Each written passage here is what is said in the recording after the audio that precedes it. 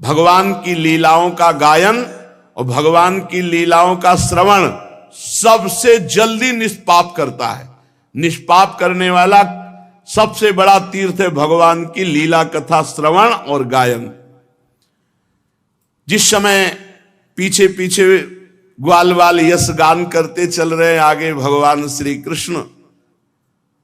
कृष्ण की घुंघराली अलकावली गौओं के खुरों से उड़ उड़ करके रज, माथे पर अलकावली पर, सिर पर मोर पंख का मुकुट और केश पास में सुंदर जंगली पुष्प सखाओं ने गूथे, नेत्रों में मधुर चितवन, मुख पर मनोहर मुस्कान और मधुर मधुर मुरली बजाते हुए ग्वाल बालों के साथ ब्रज में प्रवेश कर रहे हैं।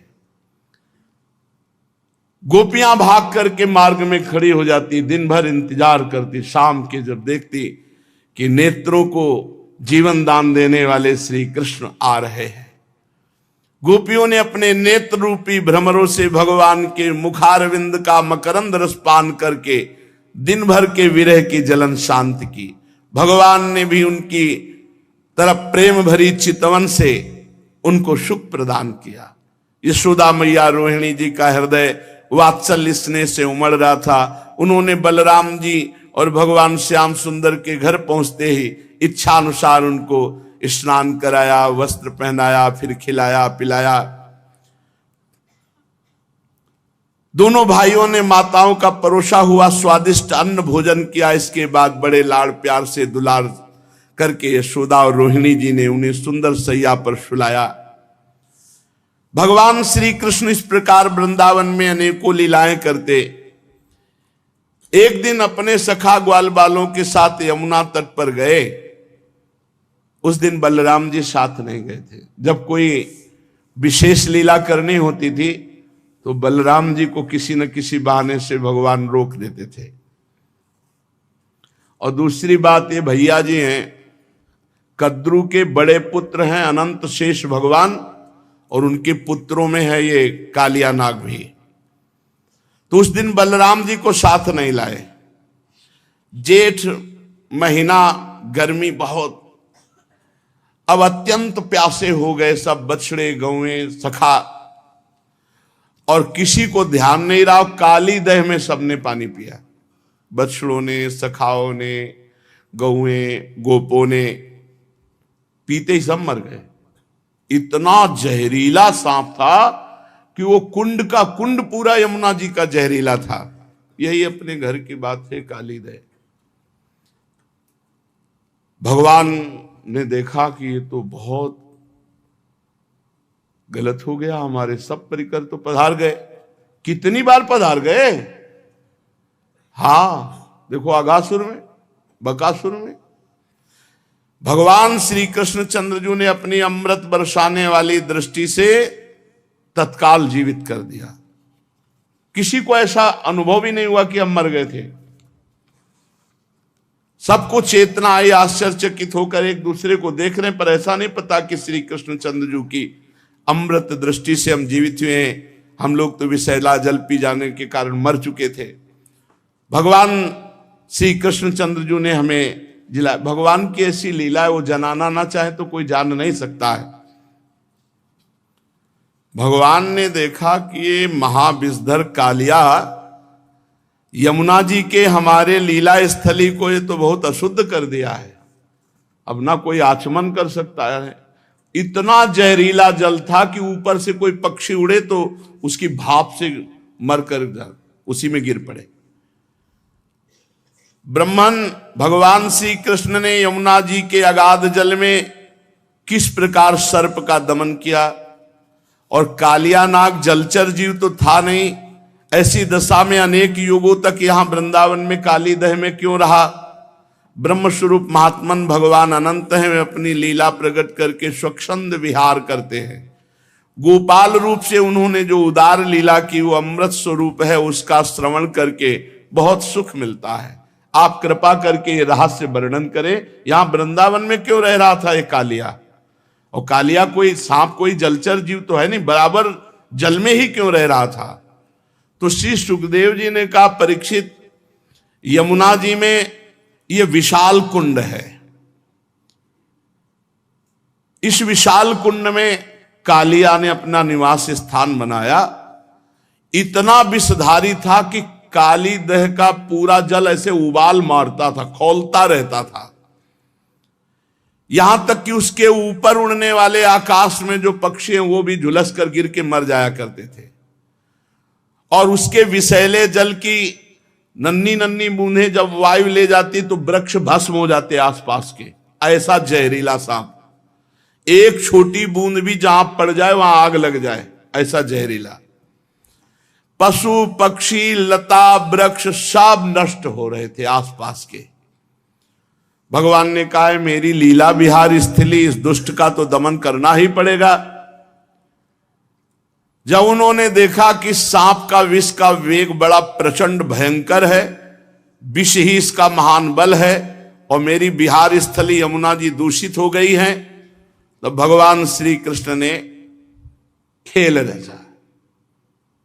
आओ भाई सब कंदुक लीला खेलते हैं। और श्री दामा का कंदुक था, गेंद था। भगवान ने लिया, सीधे घुमा के मारा, काली दह में गिरा। कन्हैया हमारा गेंद, जैसे बच्चे, अब तो हमें गेंद चाहिए, तुझे गेंद चाहिए ना, मैं भी ला के देता हूं, चुप रहे। और भगवान ने फेंका इसीलिए था कोई बहाना मिले, और कमर में पीतांबर बांधी और संकल्प बनाया, एक कालिया अब भागना पड़ेगा तुझे, और ताल ठोकी और कूद गए जल पे। भयंकर विष, विष जल क्या विष एकदम। और भगवान के कूदने से जल और हिलोने मांगने लगा।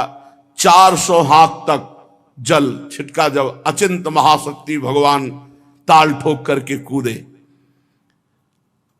और मतवाले गजरात की तरह डूबते हुए मथते जाते थे जल को। भगवान की भुजाओं की टक्कर से बहुत जल में शब्द हो रहा था, सो रहा था कालिया काली दह में। आंख से सुनने वाले काली नाग ने वो आवाज सुनी, कौन आ गया इतना बलवान कि जीवित मेरे देह में घुसाया। सहन नहीं हुआ, वो चिढ़ करके सामने देखा एक नीलमणि श्याम सुंदर सलोना बालक, वर्षाकालीन मेघ के समान अत्यंत सुकुमार, इतना सुंदर कि थोड़ी देर तो कालिया पहले दर्शने करता रहा। वक्षास्थल पर सुनहरी रेखा, पीतांबर धारण किए हुए, मंद मंद मुस्कुराकर भुजाओं से जल को ऐसे मार रहे। कालिया ऊपर से लेके चरण तक दर्शन किया। चरण मानो कमल की पराग की गादी हो नीचे के, इतना आकर्षक रूप की काफी देर तो वो रूप ही दर्शन करता रहा। फिर देखा ये मुझसे तनिक भी भयभीत नहीं हो रहा, मौज से मेरे विषैले जल में खेल रहा। तब उसको क्रोध आ गया और उसने सांप का बल पहले वो बंधन में बांधता है, भगवान को बंधन में बांधा और डसा मर्म स्थानों में। उसके सैकड़ों फण थे। भगवान श्री कृष्ण को नागपाश में बांध करके और अपने फण से डसा। अब तो ग्वाल बाल सब मूर्छित हो रहे हैं, क्योंकि इन ब्रजवासियों ने शरीर सुहृद धन संपत्ति स्त्री पुत्र भोग कामनाएं ये सब त्याग कर भगवान श्री कृष्ण को ही अपना मानते हैं। इसलिए ब्रजवासी सर्वश्रेष्ठ है। गाय बैल बछिया बछड़े सब दुख से डकराने लगे, श्री कृष्ण की ओर टकटकी बांधे हुए सब देख रहे हैं, सबका प्राण व्याकुल। इधर ब्रज में बड़े उत्पात शुरू हो गए। अब शकुन देखकर नंद बाबा ने कहा कि बलराम तुम आज यहाँ क्यों हो? श्री कृष्ण के जरूर कोई घटना घट गई, जरूर घटना घट गई। बड़े भय से व्याकुल हो गए। भगवान के प्रभाव को तो जानते नहीं, वात्सल्य भाव है। बस ये अपशकुन देखकर लगा कि आज तो किसी दैत्य ने श्री कृष्ण का जरूर अहित कर दिया। भय से व्याकुल हो गए, क्योंकि इन सबके प्राण मन सर्वस्व श्री कृष्ण ही थे। भागे ब्रजवासी, नंद बाबा, उपनंद, समस्त ब्रज गोपियां, बूढ़े बच्चे जवान सब। इतने में भागते हुए एक सखा ने आके बताया, गजब हो गया, कन्हैया काली दह में कूद गया और सांप ने जकड़ लिया। अब तो बलराम जी व्याकुल नहीं है, क्योंकि जानते हैं कि हमारे ऊपर शयन करने वाले सांप से तो उनको कोई भय है नहीं, और उनको विष से क्या भय है। ब्रजवासियों को इतना आतुर देखकर हंसते हुए कहा, तुम धैर्य रखो, श्री कृष्ण कोई ऐसे बालक नहीं है, हम जानते हैं अपने भाई के प्रभाव को, तुम धैर्य रखो। लेकिन ब्रजवासी प्यार जो प्रभु से ही केवल किए हुए हैं, सब यमुना के समीप पहुंच गए, सब देख रहे। बाबा मैया तो कूदने ही वाले थे, बलराम जी ने जबरदस्ती बाबा को रोका, और युवतियों ने, ब्रज युवतियों ने, मैया तो भारी व्याकुल। जब दूर से देखा कि कन्हैया नाग पास में बंधे हुए, तो मैया तो बेहोश हो गई कुंड के समीप ही। नंद बाबा भी मूर्छित जैसे हो गए। भगवान मुस्कान भरी चितवन से इशारा कर रहे, सब शांत शांत शांत। लेकिन हर ब्रजवासी को, मेरे प्राण प्रिय श्याम सुंदर को सांप ने डस लिया, सांप ने कस लिया, मेरे तो प्राण वल्लभ जीवन सर्वस्व है। जब यशोदा मैया को होश आता है, कूदने के लिए दौड़ती, फिर ब्रज युवतियां गोपियां पकड़ लेती है, अश्रुधारा, शरीर चेतनाहीन। फिर ब्रज गोपियां कहती हैं कि सुनो, छठवें दिन पूतना को मारा था, आप बल तो याद करो, आपके लाला का कोई ऐसा बल नहीं कि सांप मार डालेगा। पर अधिकांश तो धीरज बंधाने वाले नहीं थे, सब मूर्छित पड़े हुए थे। नंद बाबा के तो प्राण श्री कृष्ण थे, जब देखा सांप ने पकड़ रखा है, बहुत विकल। बलराम जी ने बाबा आप समझो, ये हमारे श्री कृष्ण कोई, पर कौन समझने वाला। तो बलराम जी ने अपनी भागवती शक्ति का प्रयोग किया, सबको जड़ता भाव, कोई कदम आगे नहीं बढ़ा सकता, नहीं तो इतने प्रेम में कोई समझा नहीं, सब काली दह में डूब जाते। अपने भागवतिक बल से सबको जड़ता भाव प्रदान कर दिया, सब एक कदम नहीं चल सकते। अब भगवान ने देखा कि हमारे ब्रजवासी जन तो बहुत दुखी हो रहे हैं, और सांप जो है बहुत प्रफुल्लित है कि हमने बांध लिया और काट लिया। भगवान ने अपने शरीर को मोटा किया, जे हुई उसकी नसें टूटने लगी, छोड़ के अलग खड़ा हो गया। फिर आग बबूला होकर के कालिया नाग ने फुफकार मारते हुए भगवान के ऊपर चोट की, नथुनों से विष की फुहारें निकल रहे, यानी कि काटे तो जहर। कुछ सांप ऐसे होते हैं, ऐसे करते हैं तो धार जैसी विष की गिरती है। अब भी हैं ऐसे कुछ सर्प हैं, लाल लाल आंखें किए मानो भट्टी तप रही हो, और मुख से लपटें निकल रही थी। काली नाग अपनी दोहरी जीभ लपलपा करके दोनों ओठों के किनारों को चाटता हुआ, विष उगलता हुआ भगवान के ऊपर प्रहार करता। और जैसे भगवान श्री हरि के वाहन गरुण जी सांपों से खेलते हैं, ऐसे श्री कृष्णचंद्र जो खेल रहे, पैतरा बदलते वो प्रहार करता, अपने को बचाते। और ऐसे पैतरा बदलते कि हर बार उसके फड़ों पे भगवान थाप का प्रहार करते। अब उसका बल क्षीण होता गया। भगवान ने मारी थाप और छलांग लगाई और चढ़ गए फड़ों पर। कालिया का कितना सौभाग्य, जो मुनियों के हृदय में भी ध्यान में नहीं आते, वो सीधे चरणारविंद मस्तक पर। कालिया के मस्तक पर लाल लाल मणियां थी, सर्प मणि। उन मणियों से भगवान के चरणों की और शोभा हो गई। नृत्य गान समस्त कलाओं के आदि प्रवर्तक जगत गुरु भगवान श्री कृष्ण नृत्य करना चाहते हैं। ये देख करके देवता गंधर्व अपने अपने संगीत वाद्य और भगवान उसके सिर पर नृत्य करने लगे। नृत्य के आचार्य आदि प्रवर्तक है, सब विद्याएं इन्हीं से प्रकट हुई। भगवान के प्यारे भक्त गंधर्व सिद्ध देवता चारण देवांगनाएं जब देखा भगवान नृत्य करना चाहते हैं, तब बड़े प्रेम से मृदंग ढोल नगाड़े दुंदुभियां पुष्पों की वर्षा करते हुए ये सब बज रहे, ताल के साथ भगवान नृत्य कर रहे उसके फड़ों पर। अखिल ब्रह्मांडों का भार लिए हुए भगवान उसके फड़ों, नस नस टूट गई, सारा अभिमान चूर चूर हो गया, मुख से खून उगलने लगा। और जो फण नहीं झुकाता तो ऐसी ठोकर मारते नाचते हुए एड़ी की बस खून उगल देता। प्रचंड दंडधारी भगवान के चरणों की चोट से कालिया नाग की जीवन शक्ति क्षीण हो गई, मुंह से नथुनों से खून उगलने लगा, चक्कर काटकर बेहोश हो गया। तनिक चेत होता, जहां आंख खोलता विष उगलता, भगवान जोर से चरणों की ठोकर मारते उसके फणों पर। नाचते नाचते भगवान ने उसका सब बल और अहंकार रौंद डाला। पुराण पुरुष महाबली भगवान श्री कृष्ण के चरणों पर खून की बूंदें ऐसी पड़ी थी मानो कालिया ने रक्तमय पुष्पों से भगवान के चरणों की पूजा की हो।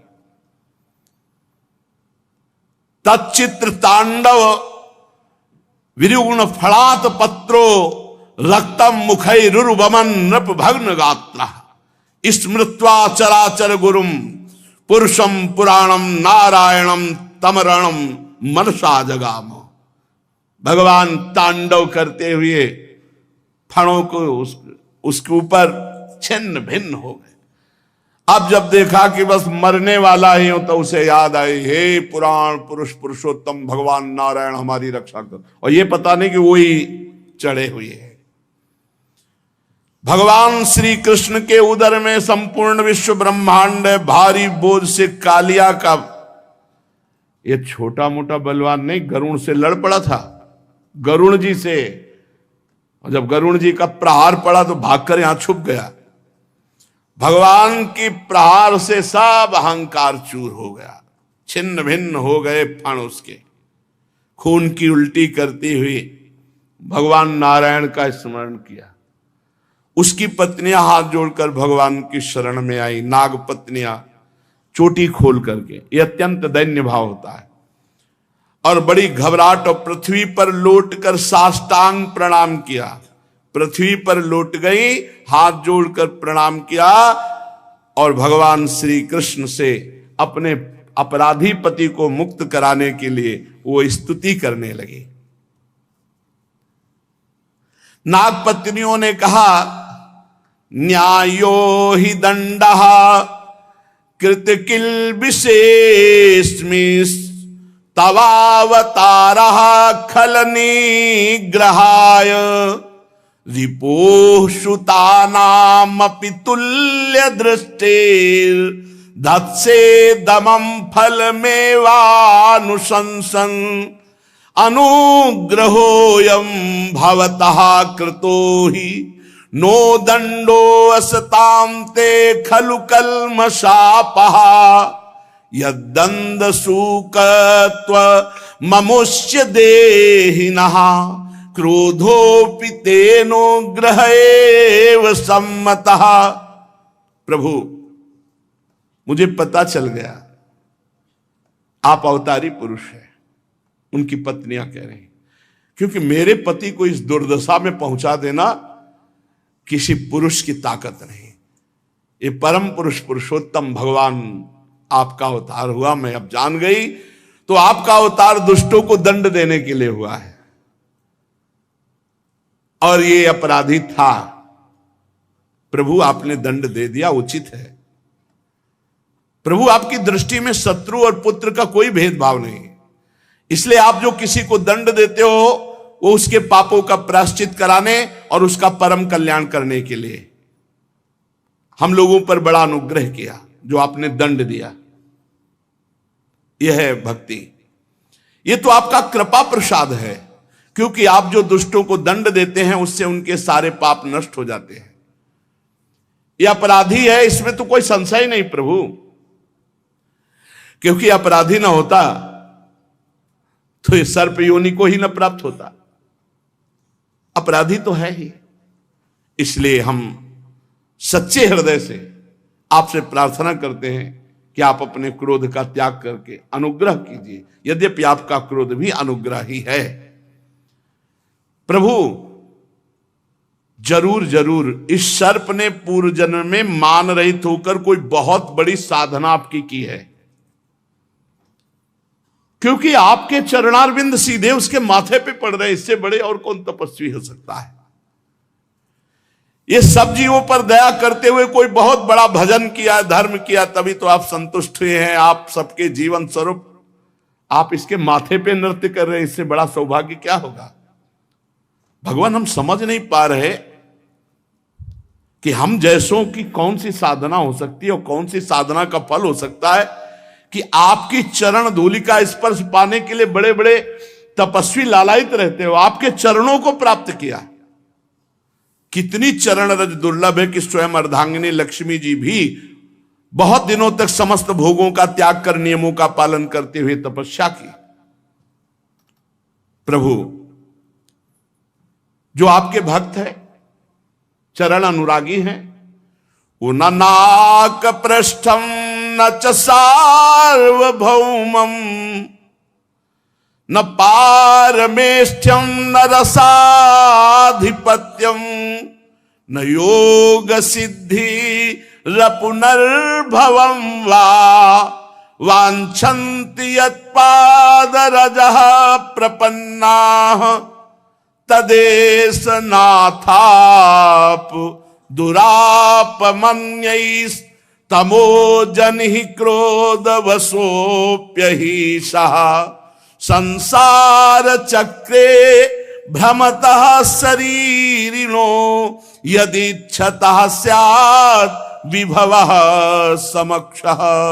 नमस्तुभ्यं भगवते पुरुषाय महात्मने भूतावासाय भूताय पराय परमात्मने ज्ञान विज्ञान निधये ब्रह्मणे अनंत शक्तये अगुणाया विकाराय नमस्ते प्राकृताय च कालाय कालनाभाय कालावयव साक्षिणे विश्वाय तदुपदृष्टे तत्कर्ते विश्वहेतवे। नागपत्नियां विनय कर रहे, हे प्रभु, आपके चरण कमलों की धूल की शरण जो ले लेते हैं उनको ऐसा आनंद प्राप्त होता है कि वो स्वर्ग का राज्य नहीं चाहते, वो पृथ्वी की बादशाही नहीं चाहते, वो रसातल का राज्य नहीं चाहते, वो ब्रह्मा का पद नहीं चाहते, वो अणिमाद योग सिद्धियां नहीं चाहते, यहां तक कि जन्म मृत्यु से छुड़ाने वाले कैवल मोक्ष की भी इच्छा नहीं करते।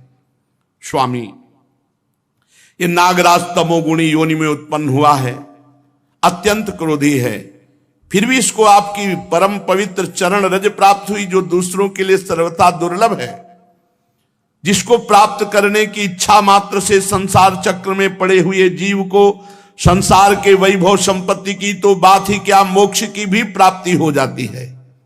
प्रभु, हम आपको प्रणाम करते हैं। आप अनंत एवं अचिंत्य ईश्वर के नित्य निधि हैं। आप सबके अंतःकरण में विराजमान होने पर भी अनंत हैं। आप समस्त प्राणी और पदार्थों के आश्रय, सब पदार्थों के रूप में विद्यमान हैं। आप प्रकट से परे स्वयं परमात्मा हैं। हम आपको नमस्कार करते हैं। आप प्रभु सब प्रकार के ज्ञान के अनुभवों के खजाने हैं। आपकी महिमा अपार अनंत शक्ति है। आपका स्वरूप अपराकृत दिव्य चिदानंदमय है। प्राकृत गुणों एवं विकारों का आप कभी स्पर्श ही नहीं करते। आप ही ब्रह्म हैं। हे ब्रह्म स्वरूप श्री कृष्ण, हम आपको नमस्कार कर रहे हैं। आप प्रकृति में क्षोभ उत्पन्न करने वाले काल हैं, काल शक्ति के आश्रय हैं, काल के क्षण कल्पादि समस्त अवयवों के साक्षी हैं। आप विश्व रूप होते हुए इस विश्व से अलग भी हैं, दृष्टा भी हैं। आप इस विश्व को बनाने वाले निमित्त कारण हैं और आप इस विश्व के रूप में बनने वाले उपादान कारण भी है। विश्व बनाने वाले आप और विश्व के रूप में बनने वाले आप। प्रभु, आप पंचभूत, उनकी तन्मात्रा, इंद्रियां, प्राण, मन, बुद्धि, सबका खजाना चित्ते आप हैं। नमो अनंताय सूक्ष्माय कूटस्थाय विपश्चिते नानावादानुरोधाय वाच्यवाचक शक्तये नमः प्रमाण मूलाय कवये शास्त्रयोनये प्रवृत्ताय निवृत्ताय निगमाय नमो नमः। नमः कृष्णाय रामाय वासुदेव सुताय च वसुदेव सुताय च प्रद्युम्नाया निरुद्धाय शाश्वतां पतये नमः। नमो गुण प्रदीपाय गुणात्मच्छादनाय च गुणवृत्त्युपलक्ष्याय गुणदृष्टेष्व संविदे। और भी बड़ी स्तुति है, शेष चर्चा आगे।